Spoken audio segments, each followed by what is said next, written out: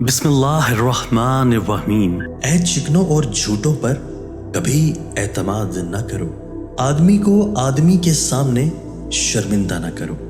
نیکی کر اور مخلوق کو بھی نیکی سکھلا، اور بدی سے دور رہ اور خلق کو بھی بدی سے دور رکھنے کی کوشش کر۔ جس طرح دشمن احسان کے ساتھ دوست ہو جاتے ہیں، اسی طرح دوست جو رد جفا کے ساتھ دشمن بن جاتے۔ مجلس میں ہمارا فعل ایسے ہونا چاہیے جس سے حاضرین کی عزت کے آثار نمودار۔ مصائب سے مت گھبرائیے، کیونکہ ستارے اندھیرے میں ہی چمکتے ہیں۔ عقل حکومت کے حصول کے لیے ضروری ہے۔ اصلاح نفس کی فکر کر، اس میں مشغول رہ، تاکہ بجائے بد صفات کے نیک صفات پیدا ہو سکیں۔ مرد کامل وہی ہے جو دشمن کو دوست بنا سکے۔